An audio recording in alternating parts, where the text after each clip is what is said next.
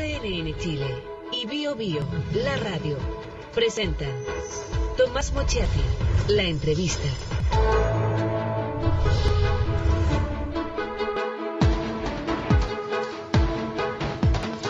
Muy buenas noches, ¿cómo está? Hay ciertas vidas que pasan intrascendentes por el mundo, por este mundo, y hay otras que son tan intensas, tan diversas, tan apasionadas, que son capaces de provocar envidia. Sospecho que esta es una de esas, que provoca envidia.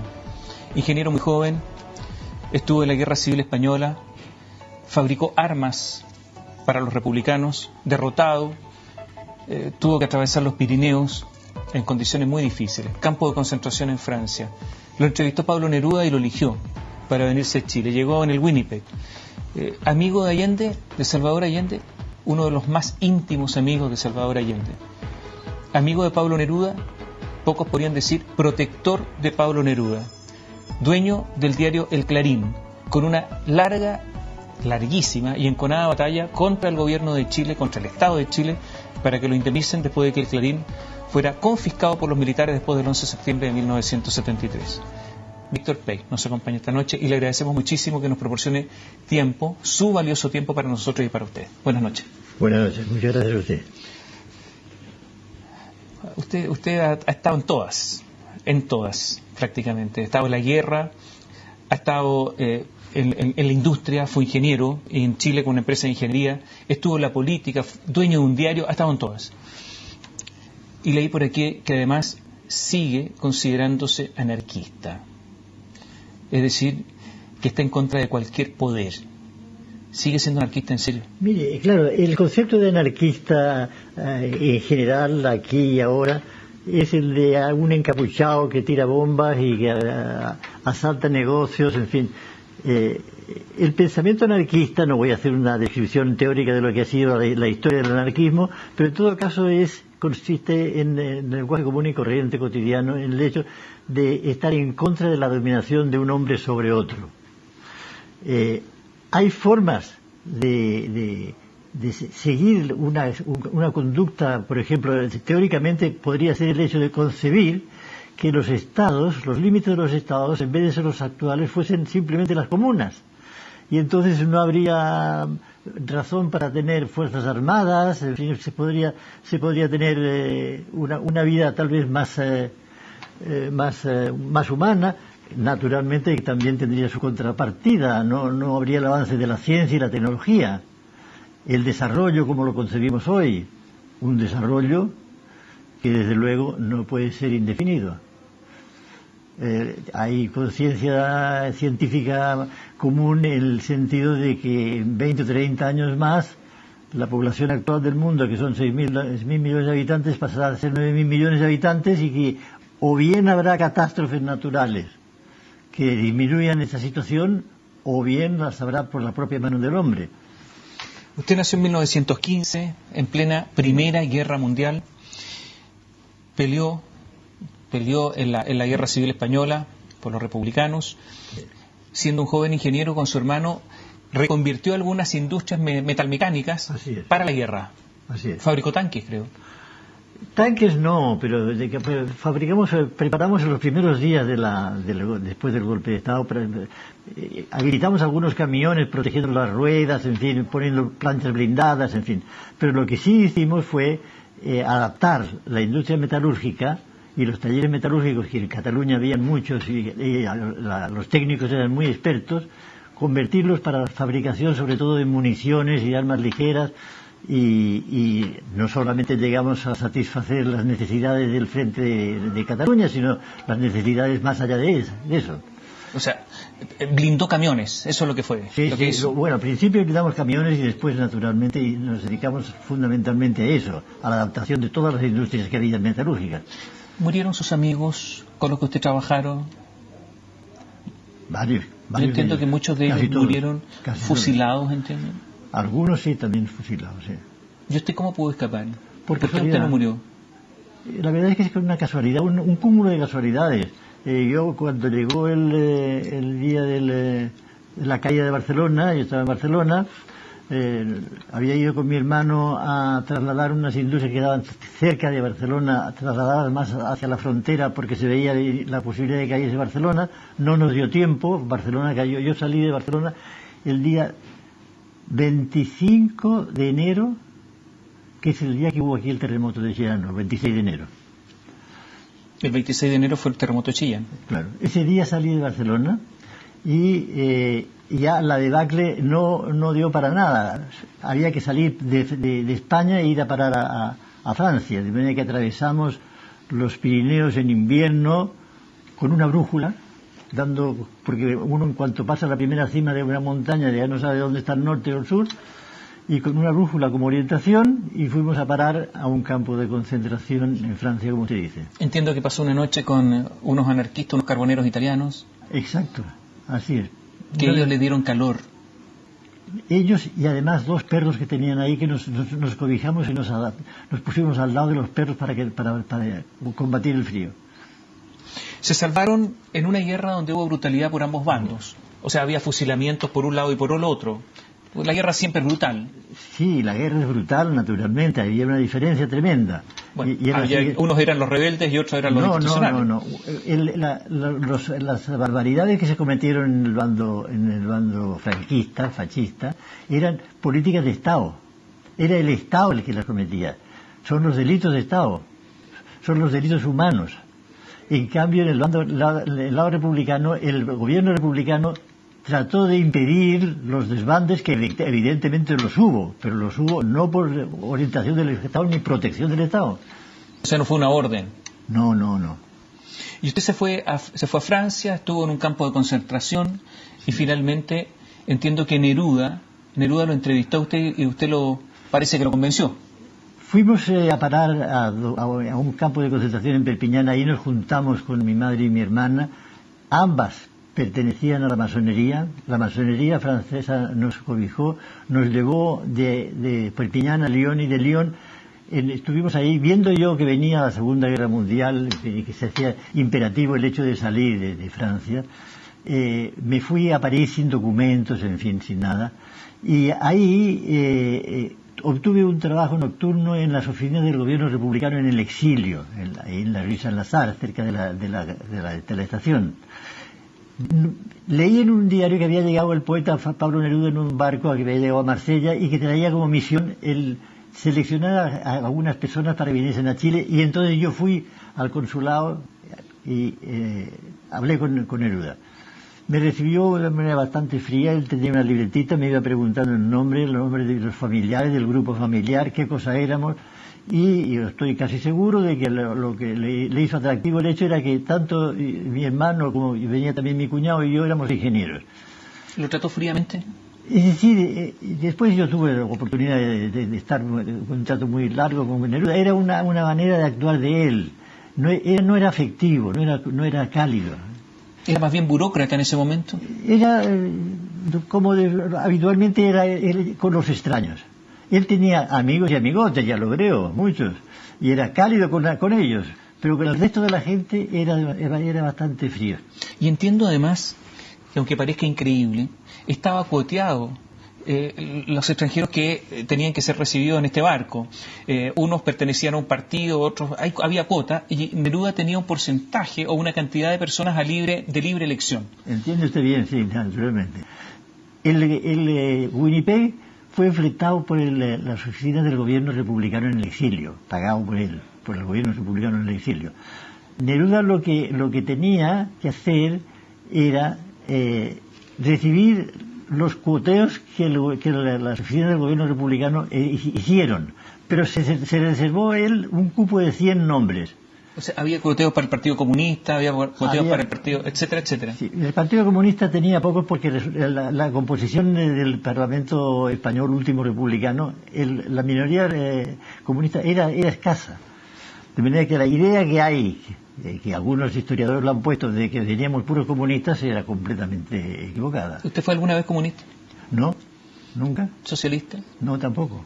¿Qué ha sido usted? Yo estaba adscrito a la Confederación Nacional del Trabajo de inspiración anarquista en España.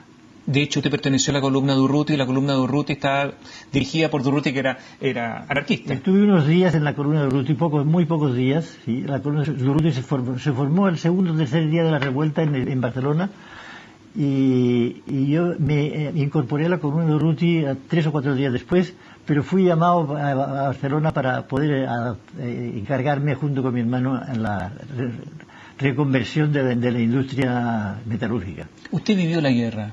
Sí. Pero, y por lo tanto de haber visto la atrocidad de la guerra. La conoció de cerca, ahí estaba. Pero usted es un antiguerra, no le gusta ninguna acción bélica. Así es. O sea, está en contra de cualquier acción armada. Así es. O sea, fabricó armas, pero está en contra de la guerra. Así es. Fabriqué armas, no. ¿Estaba en contra de la guerra antes de la guerra civil o esta oposición suya es consecuencia de la guerra civil? Aunque parezca inconsecuente, estaba también en contra de la guerra durante la guerra, claro. Una de las cosas que me marcó en la vida fue la guerra civil española. La otra fue el golpe de Estado de Pinochet aquí en Chile. La otra fue también las estrecheces económicas que pasé en la infancia. También me marcaron. Su papá fue sacerdote, sí. Después fue masón, después se casó, o sea, las hizo todas. Después fue escritor, periodista, en contra de la Iglesia Católica, o escribía crítica a la Iglesia Católica en una época en que nadie se atrevía a hacerlo. Sí, mire, la historia sería muy larga de contarse. Cuando mi padre era de una familia de l'Empordà en Cataluña, que era de creencias católicas muy acendradas. Cuando él era niño, que tenía 9 años nada más, su madre lo llevó a un seminario interno en Vic, y ahí estuvo hasta que se ordenó sacerdote. Y de ahí fue a Soria, donde ocupó un cargo dentro de la jerarquía católica de allá, y ahí conoció a mi madre, con la cual muchos años después se casó. Estando en Chile, después usted conoció al otro Neruda, al Neruda más sociable. Sí. Al Neruda más amigo. Sí. Y usted lo protegió a Neruda. Sí. Estuvo en su departamento mientras era perseguido por la policía. Sí. Así fue. ¿Cómo fue esa convivencia con Neruda? Porque Neruda es un mito en Chile, pero usted conoció al ser humano que está viviendo con usted. Sí, mire, fue una convivencia muy buena y muy natural. Y yo vivía en un departamento solo en Vicuña Maquena, un departamento que era un solo ambiente, un living, comedor y un dormitorio, todo junto, con una kitchenette, un closet y un baño. Y ahí yo me llevé a Neruda con Hormiguita, y yo hacía una vida normal. Hay que pensar que toda la policía estaba detrás de Neruda, decían la policía, va a caer mañana, ya la policía está cercado, en fin. Yo iba le llevaba el almuerzo y la comida todos los días, y hacía como que yo almorzaba con él y salía, y el conserje que me veía salir creía que estaba haciendo la vida normal, de manera que pasó completamente inadvertido. Ahora, Neruda estaba con Delia del Carril, la Hormiguita. Con Hormiguita. ¿Todavía le quería? Yo creo que esa fue una prueba de fuego para él, porque una convivencia en un lugar en un ambiente tan estrecho, tan pequeño, día y noche, sin poder ver nada más, y la Hormiguita, que a mí me encargaba que le llevase, Neruda me encargase que novelas del séptimo círculo policiales para entretenerse, y la Hormiguita me pedía que en la botica Petricio le llevase por kilo unas cremas que ella se cremaba, se ponía bigudines en los pelos, y le diré que la verdad que el aspecto de la Hormiguita era un remedio para la lujuria. O sea, ¿sí? Parecía bruja, ¿no? Completamente. Terrible. Yo creo que ahí, si no fue el momento, fue el espacio que dio origen naturalmente al gran distanciamiento que hubo entre ahí se acabó todo. Sí. En su departamento se acabó todo entonces. Sí, yo creo que sí. Ese es responsable. Por lo demás, Neruda tampoco era muy duradero en sus afectos femeninos. También tenía sus debilidades. Hasta el final. Como tenemos todos. Sí. Y resulta que... Pero después Neruda escapó a través de la cordillera. Neruda escapó. Yo organicé después la salida de Neruda, después de haber estado en mi departamento, después estuvo en muchas partes. ¿Cuánto tiempo estuvo en su departamento? Yo creo que estuvo como unos 2 meses, una cosa así. pero fueron los meses en los cuales la persecución de la policía era mayor, más intensa. ¿Y usted organizó la salida por la cordillera? Sí, yo lo organicé porque yo tenía un gran amigo que era Jorge Belé, un hombre fenomenal, que estaba administrando un aserradero de madera en el sur, más al otro lado del lago Ranco, del lago Maihue. Allí en Maihue había un aserradero, y en ese aserradero estaba ya colindante con el límite argentino. No había caminos, pero estaba colindante. De manera que yo fui a verle, a él, a Belé, y le dije concretamente que yo tenía que había un republicano español comunista que estaba perseguido por Gonzalo Videna y que quería sacarlo y que a ver si podía ayudarme. Y naturalmente él se entusiasmó inmediatamente, era un hombre muy ejecutivo, y con él planeamos la salida, y salió por ahí con 3 arrieros, y fueron a parar a San Martín de los Andes, y desde San Martín de los Andes me mandó un telegrama, como habíamos convenido, diciéndome que el embarque de madera había sido confirmado y significaba que estaba ya ahí. Neruda era un hombre corpulento, no voy a decir que era un atleta ni mucho menos. No. ¿Cómo logró hacer todo esto? Sí, la hormiguita quería ir con él, pero el Partido Comunista le prohibió que fuera. Ella alegaba que ella era amazona, estaba acostumbrada a montar a caballo, en fin, en cambio Neruda no tenía idea. Pero fue él solo por mandato del partido, sí. Y logró hacerlo. Entiendo que la hormiguita amazona y todo no lavaba un plato en su departamento. Me pidió un día, el segundo día que estaba ahí, que lavase los 4 o 5 platos que había y yo le dije que ¿por qué no lo lavaba? Ella me dijo que tenía una alergia en las manos, que no podía tocar el jabón, en fin. Entonces yo al día siguiente le llevé unos guantes de copa para que lo hiciera.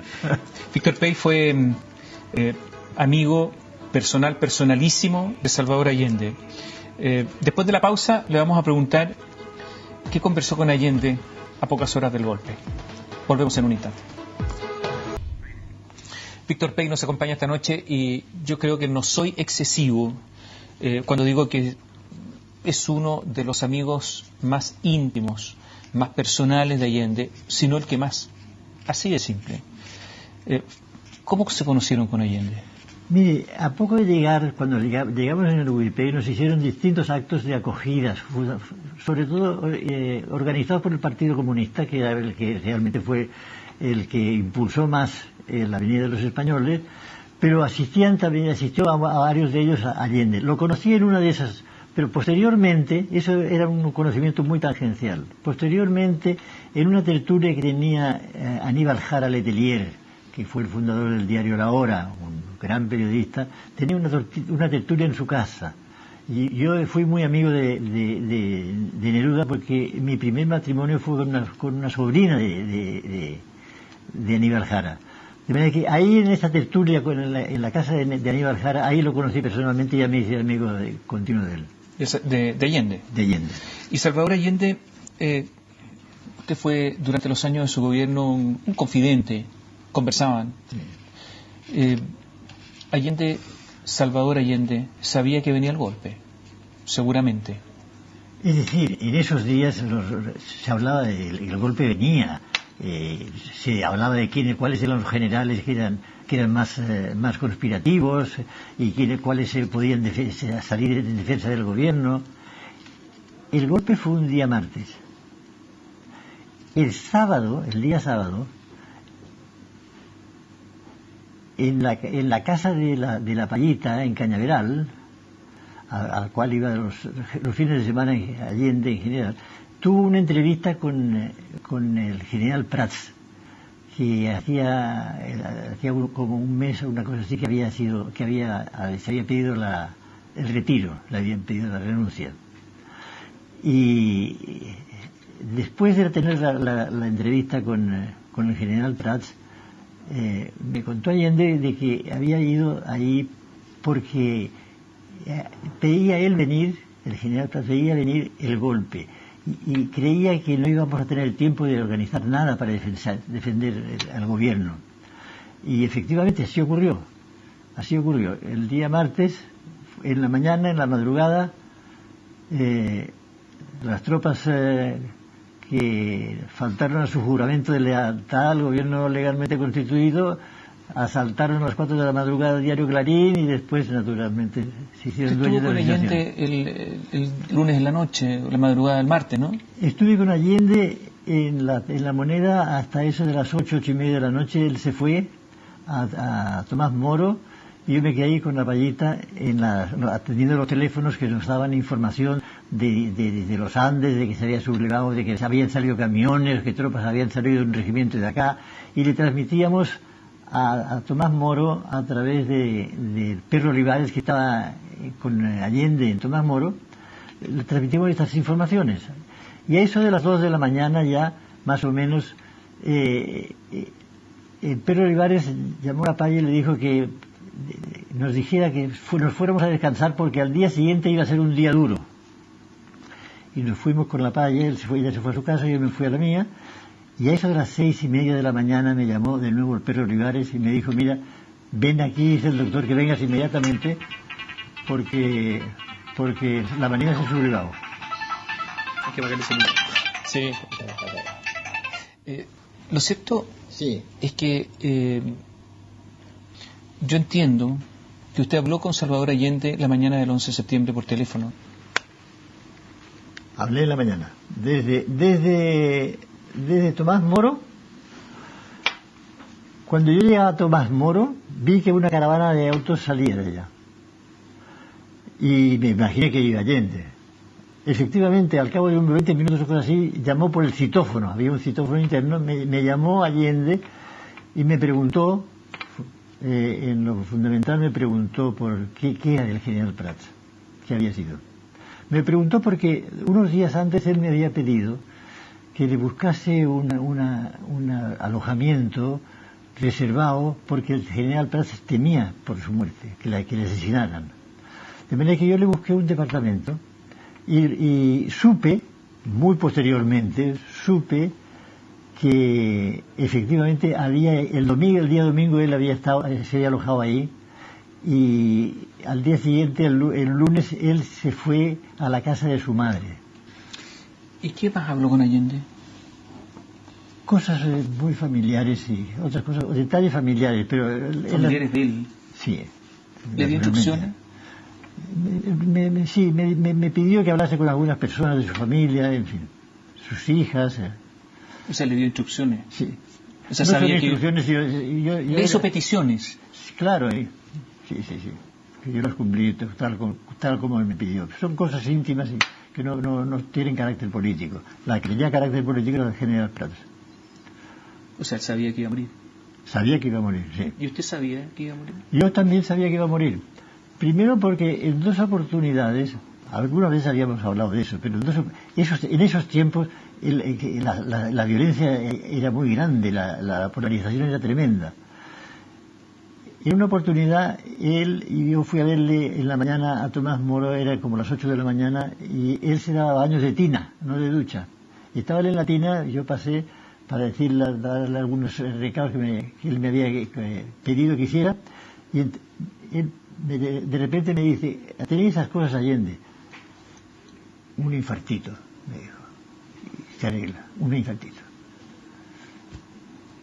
Y pocos días después, también en una conversación personal, muy personal, me dijo, así.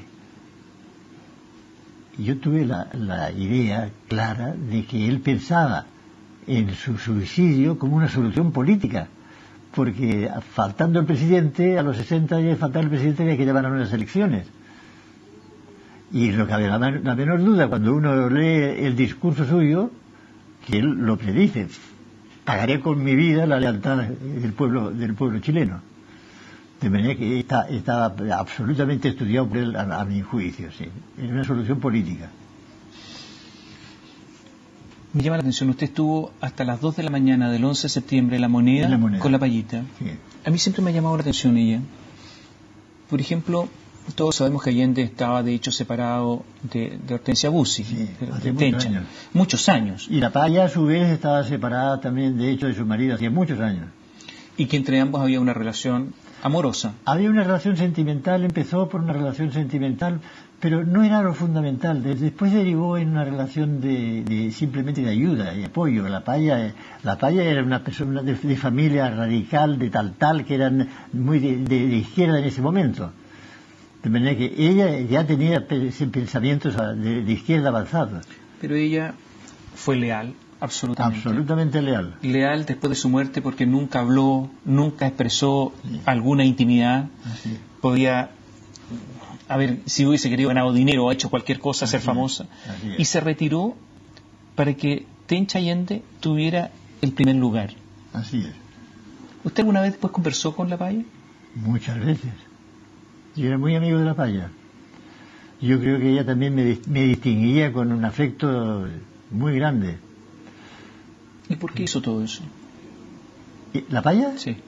Pues yo creo que es un ejemplo de lealtad. Por eso le pregunto, ¿por qué tanta lealtad? ¿Porque se amaban? ¿Porque era una lealtad política, como usted dice? Yo creo que había de todo, había de todos los ingredientes.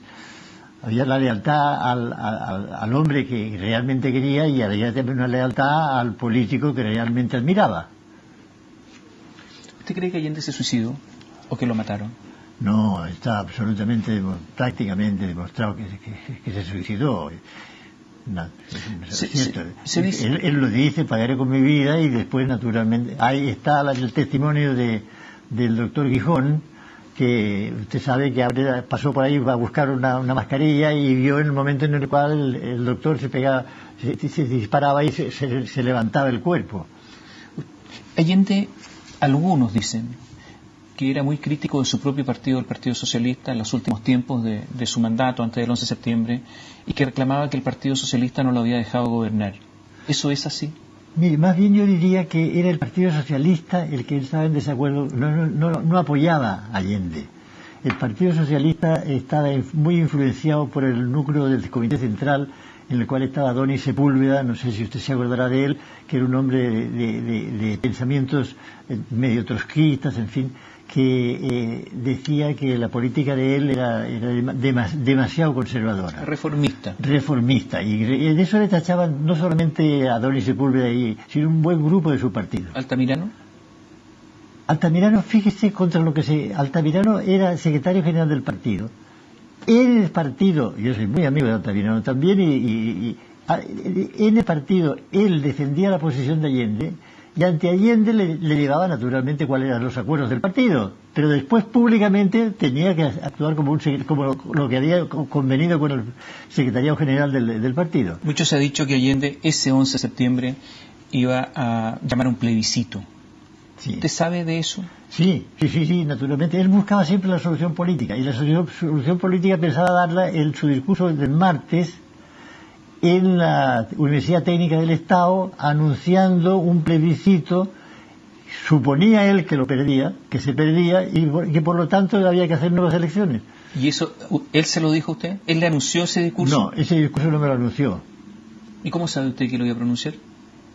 ¿Que iba a renunciar? ¿Que iba a pronunciar el discurso que iba a llamar? ¿Cómo lo sabe usted? ¿Él se lo dijo? No, que iba a pronunciar el discurso por los antecedentes que estaban en esos días, que se lo conocía todo el mundo. Estaba programado que él el día martes tenía... En la pauta que tenía de sus actividades estaba eso, que el día martes en la mañana iba a tener esa intervención en la Universidad Técnica del Estado, y que iba a hacer un anuncio.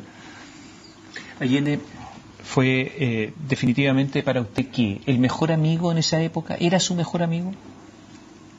Es decir, yo no digo que él fuese el mejor amigo mío. Se comenta mucho que usted fue su máximo confidente, por eso le pregunto. Sí, yo creo que fue muy amigo mío y yo muy amigo de él. Lo quise entrañablemente, claro está. Y después viene la polémica, porque resulta que usted compra antes. Viene la polémica, digo, después del retorno a la democracia, con el diario Clarín. Leo acá lo siguiente. Usted se lo compra a Volpone, a Darío Senmarí, y leo lo siguiente, no de un senador de derecha, sino de un senador socialista, Raúl Ampuero. 7 de septiembre de 1966. Dice esto en el Senado. Yo dejaré a mis hijos una herencia magra, una casa vieja, un auto pequeño, algunos libros. Sin embargo, Espero que ellos jamás tengan que avergonzarse de un solo acto de mi vida. Los descendientes del señor Saint-Méry, por lo contrario, serán beneficiosos de una cuantiosa fortuna. Les sobrará el dinero, pero cuando recorran la vida de su padre y hagan el inventario de su herencia moral, comprobarán con desolación que han quedado en la indigencia. ¿Ese era Darío Saint-Méry? ¿Al que usted le compró el Clarín? El celular, de nuevo. Hay que... ¿Ese era Darío Saint-Méry? ¿El que describe el senador Raúl Ampuero? Mire, yo le compré el diario a Darío Saint-Méry de una manera muy clara. Yo era muy amigo de él, es una historia muy larga. Lo conocí en Arica, hacía mucho tiempo que yo colaboraba con él en muchas cosas, en fin. De manera que me extrañó el hecho de que un día determinado él me llamó y me dijo que él tenía que salir del país y para no retornar. Porque había tenido conocimiento de un problema familiar que le afectaba y que sabía que la derecha lo iba a explotar, iba a hacerle un escándalo, y por eso que se tenía que ir inmediatamente. Yo entiendo que él se metía en la vida privada de la persona, intensamente, de sus enemigos, absolutamente, intensamente, sí. Que no tenía ni Dios ni ley en eso, para él no había vida privada, y que entiendo que su señora tuvo un desliz amoroso, y esa fue la razón. Sí, así es, eso sí. Él me lo dijo, sí, claro. Entiendo que con un repartidor de Coca-Cola, ¿no? De Coca-Cola. Pariente, ¿no? Primo de ella, creo. Exactamente, un primo repartidor de Coca-Cola. Un primo repartidor de Coca-Cola. Y entendió que lo que él le había hecho a medio mundo se lo iban a hacer a él. Entendió que iba a ser una escandalera, que iba a perjudicar a sus hijos y que iba a perjudicar, que era preferible que él estuviera fuera, y por eso que se tenía que ir inmediatamente, y así lo hizo. Pero tan grave era. Clarín era el diario que más vendía en Chile. Sí, de mayor circulación. Lejos. 180, 190, 200.000 ejemplares, y el día domingo hasta 300, 320. Era un tremendo negocio. Tremendo negocio. O sea, se ganaba mucha plata con el diario Clarín. Mucha. Y sí lo digo porque la señora tiene un desliz, va a abandonar tan grande negocio. ¿Es posible? Dejémoslo por ahí, volvemos en un instante. El gato Gamboa. Víctor Pey nos acompaña esta noche, estábamos conversando. Volpone, le compra el diario Clarín a Volpone. Y yo me pregunto, y lo decíamos antes de la pausa, cómo un diario que es el que más vende en Chile, que es un tremendo negocio, que tiene una influencia pero gigantesca, lo va a vender el director o el dueño porque la señora tuvo un desliz amoroso. No se entiende. No se entiende, es que resulta que Saint-Méry no era una persona común y corriente, era inentendible. Además me lo vendió a un precio que él tenía ofertas de la derecha muy superiores a esa. Y esa era la cantidad que yo podía pagarle. Algunos dicen que Saint-Méry era una especie de camaleón que cambiaba porque estuvo con algún candidato de derecha en alguna oportunidad. Después tuvo el diario, que era un diario de izquierda. Entonces, ¿entiende cómo se movía Saint-Méry? ¿Por qué se movía así? Mire, estuvo defendiendo el candidato de derecha al cual usted se refiere, Arturo Mate Larraín. Estuvo defendiendo a Arturo Mate Larraín porque en una época en la cual la madre de Saint-Méry había estado muy grave, Arturo Mate le facilitó medios económicos para cuidarla. ¿Esa fue la única razón? Sí, la única razón. Él sentía una gran gratitud por Mate. ¿Era un hombre de izquierda? ¿O era funcional a la izquierda? No, era un hombre que no era antioligárquico, antisistémico, en fin. Inteligente. Muy inteligente, de una gran cultura general. ¿Una de las personas más capaces que he conocido? Yo creo que una de las personas más inteligentes, sí, claro. Bueno, y Saint-Méry le vende el diario. Me vende el diario. ¿Cuánto le paga por el diario? Le pagué 1.280.000 pesos, creo. $280.000. En distintas cuotas. ¿Y usted tenía tanta plata como para pagarle el diario? Sí, no la tenía cuenta antisonante, y naturalmente yo tenía cuentas en varios bancos, había estado trabajando en el Perú, había estado trabajando en España, en fin, de manera que tenía posibilidad de créditos y de préstamos, claro. Compra el diario. Y algunos dicen, el gobierno chileno dice, ¿sí? Los gobiernos no Pinochet, los gobiernos de la Concertación dicen, Eduardo Frei dice, Ricardo Lagos dice, por decirlo con claridad, que usted no es el dueño del diario, que todo es falso. Mire, la historia que yo podría contarle sobre eso es muy larga, muy larga y llena de detalles, pero le voy a dar unas horas nada más. el tema se llevó al Tribunal Internacional del CIADI, Sí. y la sentencia del Tribunal del CIADI dice que el diario, que el único dueño era yo. De manera que más allá de lo que dijo fulano mengano, las cosas que se dijeron, está en la sentencia que establece la verdad, que es esa sentencia es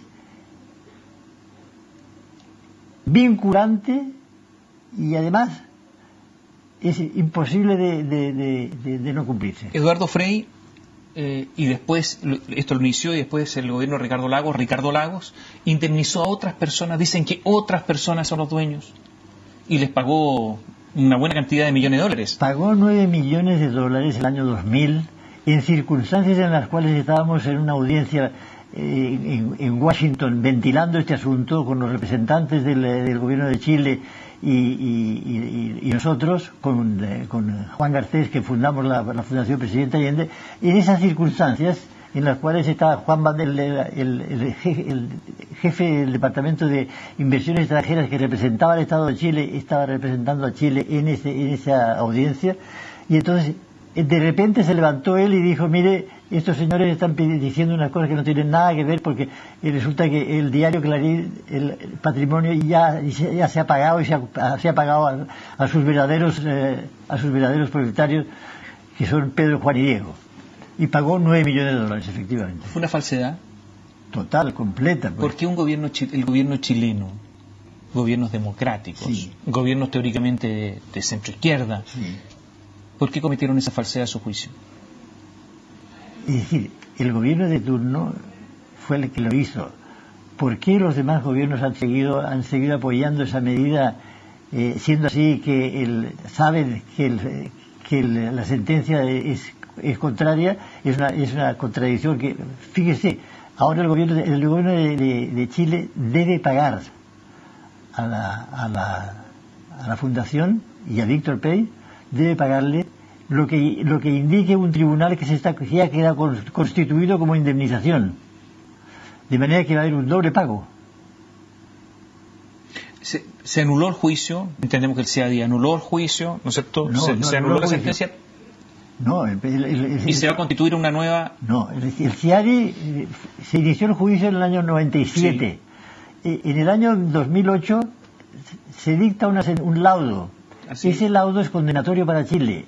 A ese laudo, el gobierno de Chile pide la anulación de ese laudo, y la respuesta del tribunal es que no ha lugar a la anulación, y que además indica que un tribunal especial que se ha constituido ya tiene que indicar cuál es el monto de la indemnización. ¿Y cuánto va a ser el monto? ¿Cuánto está pedido? ¿Cuánto piden? No hemos empezado a pedirlo todavía. Ahora estamos en eso, vamos a pedir. ¿Cuánto va a pedir? No lo sabemos todavía, depende de algunos reajustes, en fin. Estamos haciendo la evaluación hoy día que tendrían los bienes raíces que tenía aquí, de manera que en todo caso va a ser una cantidad muy importante. ¿Más de 100 millones de dólares? Por ahí puede ser. Si usted gana, ¿qué va a hacer con ese dinero? Mire, en su momento, cuando llegue, va a pasar un tiempo, y a lo mejor será mi sucesión la que tendrá que definir lo que con la parte que a mí me corresponde. En cuanto a la fundación es eterna, claro. ¿Pero qué haría usted con el dinero? Mire, en lo personal o en lo... Tiene 100 millones de dólares, ¿qué hace con eso? Mire, desde luego, los proyectos que se pueden hacer en Chile son, además de un diario, muchos más. ¿Usted sueña con un nuevo Clarín? Yo sería así, me gustaría mucho, claro está. Por cierto, la prueba es que estoy sacando algunos diarios Clarines impresos, uno de los cuales va a salir el día miércoles. ¿Por qué cree que es necesario un Clarín? Porque resulta que hay un duopolio de la prensa que defiende los mismos intereses, que no hay espacio para dejar hacer luz sobre la realidad chilena y de la realidad del mundo. Hace falta esa visión. Y esa visión no está de manera que es necesario, y haría un bien a Chile, y le haría un bien también incluso a todos los poderosos de Chile y al pueblo en general. ¿Qué le gustaría denunciar? Ay. Las cosas... Mire, estamos muy lejos de la perfección. Muy lejos.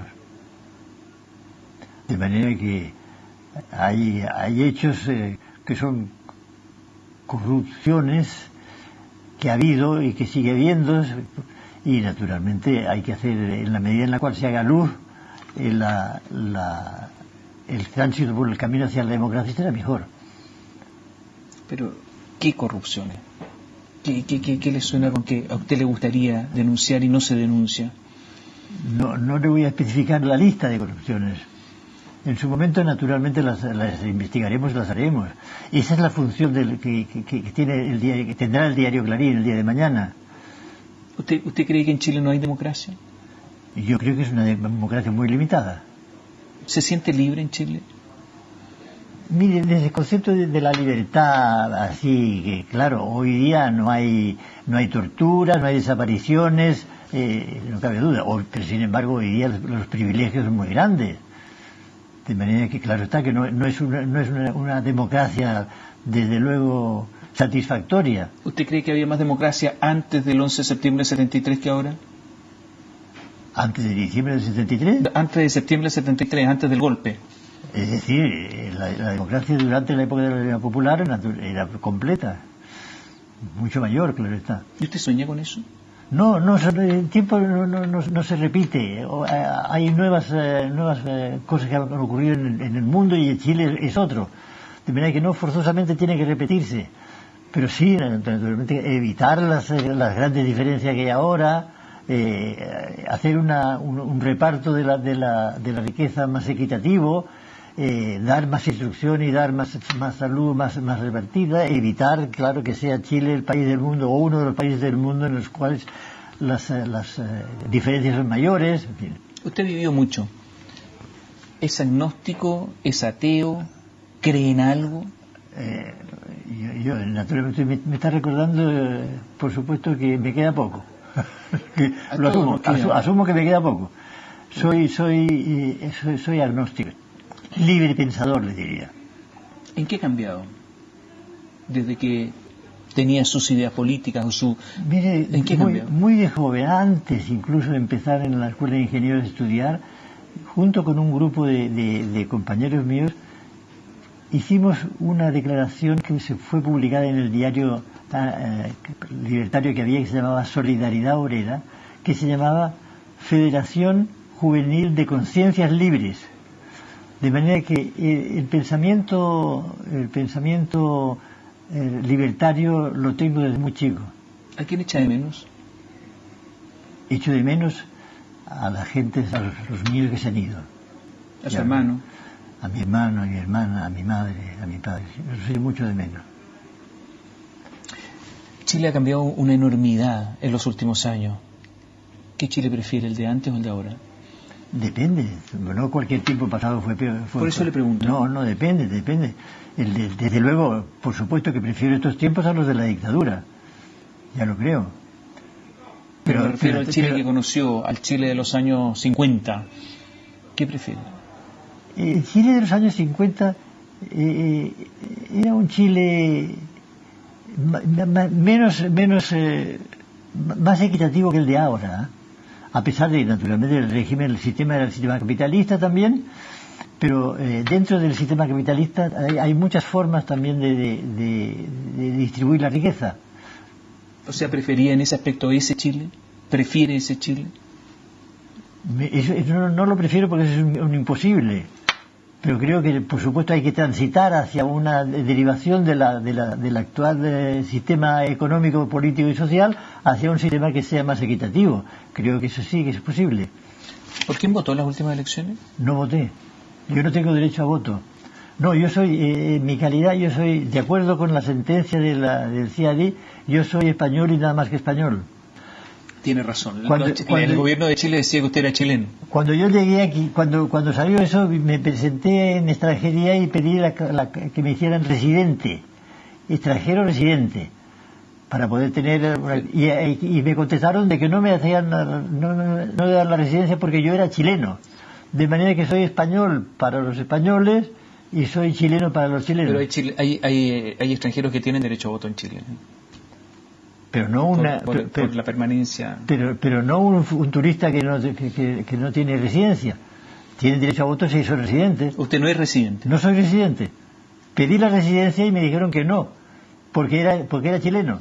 Usted fue el que Pero envió... yo soy español y naturalmente mis emociones están en Chile, mis raíces están en España, pero también siento las emociones por España y por Chile. Usted fue el que le envió un aviso a Joan Garcés para que se activara y tomaran preso a Pinochet. No, yo le mandé un aviso diciendo que había salido Pinochet en un vuelo y que iba a llegar en tal vuelo. Bueno, eso, nada más. Y le bastó. Pero eso fue suficiente. Sí, claro. Y se lo envió justamente no porque usted le comunicara a Garcés que Pinochet andaba el itinerario de Pinochet. Así es. ¿Alguna intención tuvo? Sí, por supuesto. La intención estaba clara. Y Garcés actuó de la manera clara. ¿Y esperaba que el gobierno chileno se empleara a fondo para traerlo de vuelta? No lo esperaba. ¿Lo desilusionó? No en esa forma. ¿Lo desilusionó? Nunca sentí una gran ilusión por el gobierno chileno. Por el gobierno de ese momento. Y ayer. ¿Por ninguno de los gobiernos de la Concertación? Ilusión no. Yo creo que el primer gobierno de la Concertación de Elwin era evidente que todavía el poder de los militares, la capacidad de los militares era muy grande. Pero después ya me parece que se produjo el ultra petita. Ya fueron más allá de lo que era necesario. Se podía haber hecho naturalmente muchas cosas que no se hicieron. ¿Y fue por qué? ¿Por cobardía? ¿Porque les gustó el sistema? ¿Porque se acomodaron?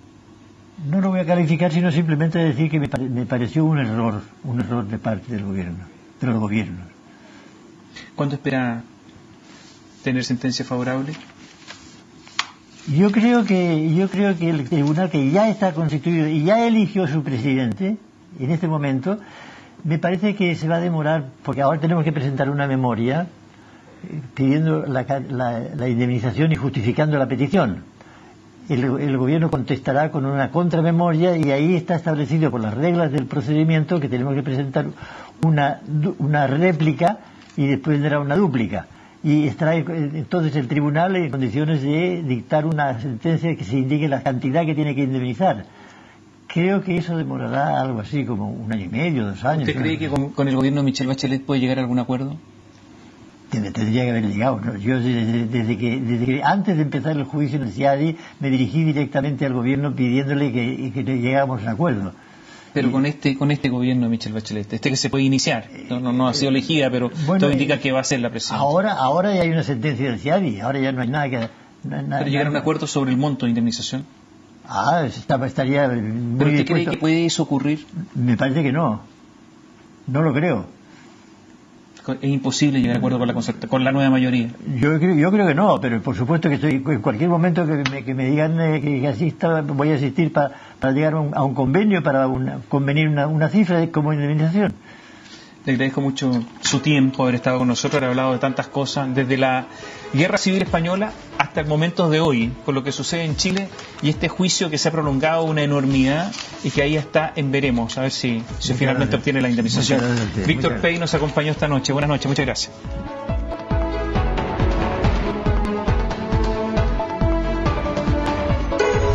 CNN Chile y Bio Bio, la radio, presentaron Tomás Mochiati, la entrevista.